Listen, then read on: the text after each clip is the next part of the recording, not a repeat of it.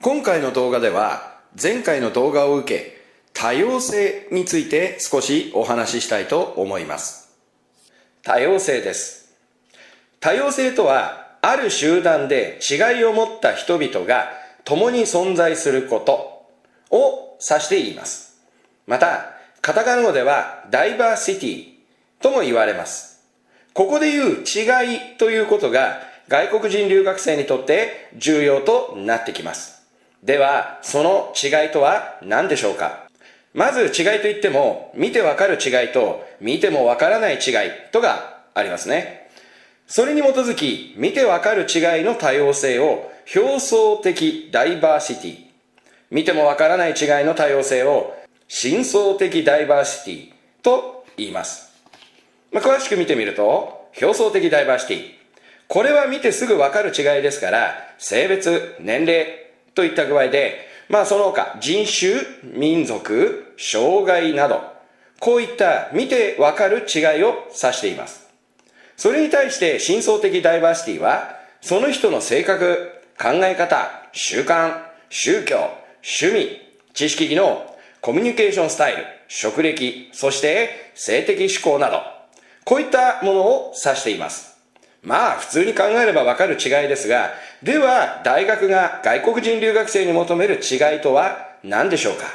もちろん、表層的な違い以上に深層的な違いの方が重要になってきます。この違いについて大学は外国人留学生に関心を持つのです。そこで、大学進学を目指す外国人留学生の方たちには、この深層的な違いを中心に自分たちの国と日本との違いについて大学入試まで考え続けるよう指導しています。そして違いを見ていると同じである部分にも気づくことがあるのです。それこそが外国人入試で求められる留学生としての資質なのです。そこで私が授業をする際、それら表層的、深層的な違いを考える際のヒントとして、文化のお話をしています。特にわかりやすくここでは、食文化についてのお話を紹介したいと思います。食文化です。まず、食文化といえば食事。食事とは、物を食べて体に必要な栄養分を補給する行為です。って生々しい表現ですが、その栄養を表す言葉に5大栄養素というものがあります。5大栄養素とは5つの栄養素、タンパク質、糖質、脂質、ビタミン、ミネラル。この5つを5大栄養素といって、これは日本人だけでなく全人類共通。人間なら生きていく上で誰もが必要とする栄養素です。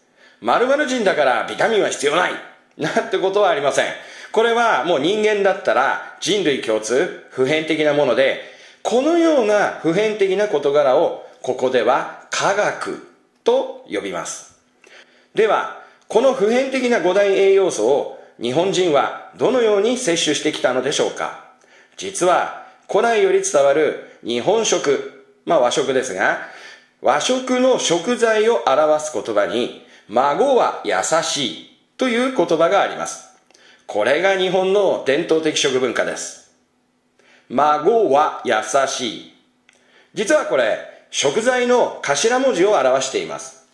豆、ごまという具合に食材の頭文字なんですね。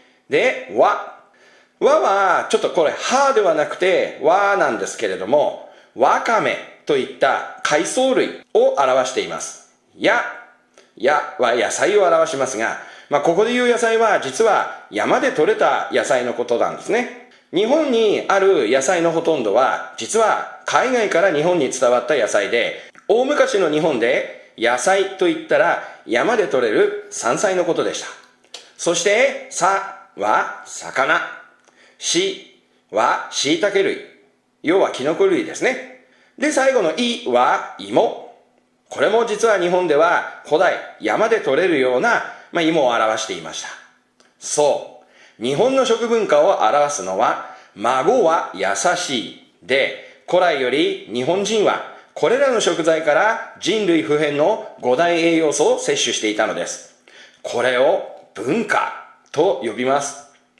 文化とは科学と違って国や地域、国籍や民族、さらには個人個人によっても異なる違いです。外国人留学生にはこの文化にあたることを考えていってほしいのです。科学の事柄は母国でも学んでいるはずです。けど文化はその国へ来て身をもって体験しているわけですから、周囲から学ぶことができます。日本の伝統的食文化は孫は優しいでした。では他の国ではどのような方法でこの5大栄養素を摂取しているのでしょうか。留学生の皆さんの国ではどうでしょうか。それこそが食文化の違いで、その国の風土や歴史によって異なります。自分たちの国ではどうか、それを考えて入試に生かしてほしいのです。大学では面接なのでいろいろなことを聞いてきます。その質問にただなんとなく気分で答えると落とされます。きちんと思考し、判断し、それを答えるようにしましょう。また、面接だけではなく、小論文とか志望理由書でもこの資質は非常に大切になってきます。ですので、ぜひ考えていってほしいんですね。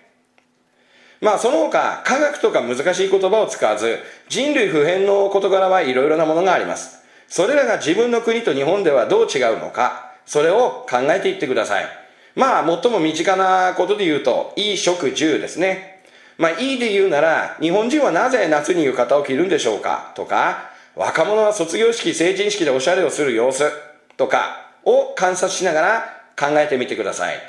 住でしたら、自分たちの国と比べて、お風呂に入る日本の習慣、トイレについている、音姫なんていう妙な装置とか、これら表層的な違いですが、なぜそのようなことをするのか、なぜそれが必要なのか、深層的な違いを考え、そして知ってください。普遍的なものは衣食住だけではありません。思想や哲学にも及びます。例えば愛。これなんかも人類共通ですが、国によって、またそれ以前に個人によって考え方は違ってきます。